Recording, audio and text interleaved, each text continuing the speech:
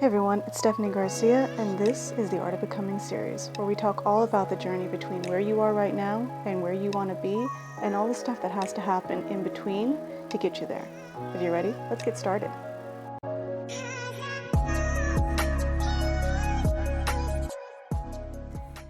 Hey everyone, how are you doing?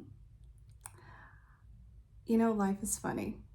When I originally wrote the outline for this episode, I had an idea of where I was going to angle it. And then coming upon the time to actually record it, interesting things transpired. I can't ignore the events that are happening. It is currently, at the time of this filming, June 2022, and I live in the United States, and we have a very big event that happened with the Supreme Court making its choice about Roe versus Wade. I'm not going to go into my point of view with it. However, I feel like the topic of this episode, even though I didn't intend for it to be angled this way, I feel like the topic is still going to be relevant for the time that we're going through right now, if this is something that does affect you. If you are listening to this or watching this episode years in the future, I still feel like this topic is going to be relevant for whatever you're going through, if you feel like life is kind of hit you with a curveball. So, without further ado, let's just get into it.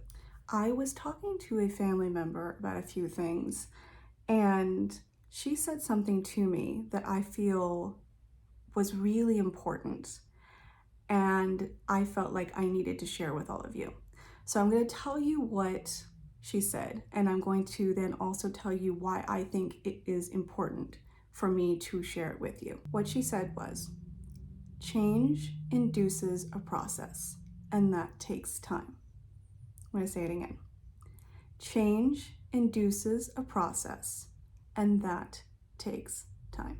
When I got that, it struck me, and I felt like I needed to cover it here because I feel like it's a part of change that we don't often talk about. There are two different things that prompt change. There is the change that is evolutionary, and then there is the change that happens as a result of something happening to us. What I want to talk about today applies to both, but I wanted to talk about the two distinctions of what prompts change because I feel like that's really important to the conversation. So I think we oftentimes think of change as a one and done. We talk about and see change as if it's something that happens to us in the moment, and then as a result, things aren't the same afterwards. We go from one way of being, the thing happens, and now things are different. But I think we're missing a really important factor. We will often see or consider that thing that happened as that moment of change, but it's not.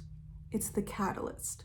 The real change is what comes after. And that's what I want to talk about today. Many of us get stuck in the catalytic moment. And many of us spend years there. And it's understandable. Many of those moments may feel really traumatic. And it's super important for you to move through your feelings about that and move through your feelings there. However, why I want to talk about this today is because if we get stuck there, if we stay with what happened, we miss the point of the change.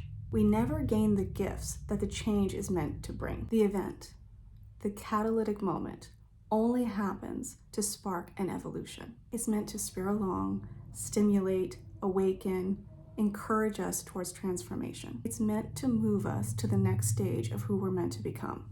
Again, change induces a process. But we have to be willing to go there. We must be willing to move through the process that the event sparked so that we can get to where we need to go and we can become who we're meant to become. And it will take time.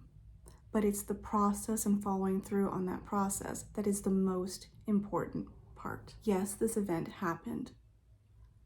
And now what? Where do we go from here? We must be willing to answer that question, and we must be willing to follow that path. I hope this has been helpful. I hope it's made a difference in some way. If you are watching this series on YouTube, leave a comment. Let me know how you're thinking, how you're feeling. If you're listening to the podcast, leave me a review. Let me know how I'm doing. As always, like and subscribe so you can stay connected with all the new episodes I'm going to bring you. I love sharing my journey with you, and I love this interaction we're having. Until next time, guys. Bye. Thanks so much for listening. If you'd like, share this episode with a friend. That way we can get it into the ears of people who need it the most. You can also visit my website at theartofbecoming.me. While there, you can go ahead and download my guide, Own That Shit. 3 ways to own who you are, own what you do, and own it out into the world. Thank you again so much for listening, and I'll speak to you soon.